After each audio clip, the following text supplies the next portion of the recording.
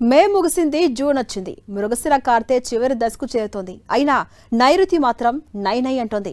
నేను రాను అని చెబుతోంది. వాన చుక్క పలకరించనంటోంది. వానలు ముసురుకోవడం లేదు. దుక్కులు చదును చేసి రైతులు ఆకాశం వైపు ఆశగా చూస్తున్నారు. కానీ భానుడు మాత్రం తన ప్రతాపాన్ని చూపిస్తూనే ఉన్నాడు. నిప్పులు చెరుగుతూనే ఉన్నాడు భానుడు. రోహిణి కార్తె ముగిసి మృగశిర లాస్టుకు చేరుకున్న వాన చుక్క కిందకు రాలనంటోంది. మే చివరి వారంలోనే తెలుగు రాష్ట్రాల్లో విస్తరించాల్సిన రుతుపవనాలు కదలడం లేదు.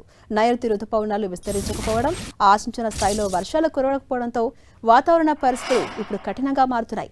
నిన్నటికి 28% లోటు వర్షపాతం కొనసాగుతోంది. ఈ నెల 8న రుతుపవనాలు రాష్ట్రాన్ని తాకినా 10 రోజులుగా ఆశించినంత ముందుకు కదలడం లేదు. మరోవైపు ఈసారి జులై మినహా వానాకాలంలో మెరుగైన పరిస్థితులు కష్టమేనని నిపుణులు చెబుతున్నారు. ఇక తెలంగాణలో తీవ్ర లోటు వర్షపాతం కొనసాగుతుంది. సాధారణంగా వానలు ఆలస్యమైన జూన్ 2వ వారం ముగిసేసరికి పరిస్థితి సాధారణ స్థాయికి చేరుకుంటుంది.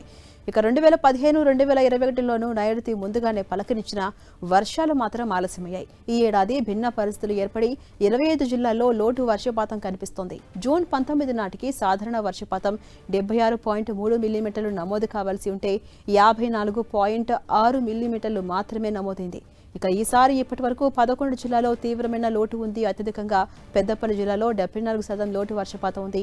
ఈ జిల్లాలో 19వ తేదీ నాటికి 91.5 మిల్లీమీటర్ల వర్షం కురవాల్సి ఉంటే 23.6 మిల్లీమీటర్లు మాత్రమే కురిసింది. అలాగే వరంగల్ 70%, హనుమకొండ 70%, సిద్దిపేట 64%, నిర్మల్ 63%, ఆదిలాబాద్ 63%, యాదాద్రి భువనగిరి 62%, నిజామాబాద్ 56%, మహబూబాద్ 55%, జగిత్యాల 55%, మంచిర్యాల 50% తీవ్రమైన లోటు ఉంది.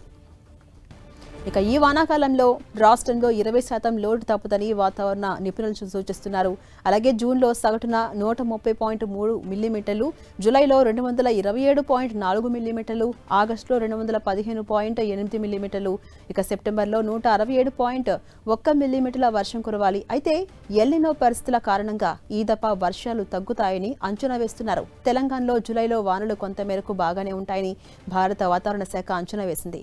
ఆగస్టు సెప్టెంబర్లో మాత్రం లోటు ఏర్పడుతుందని చెబుతోంది.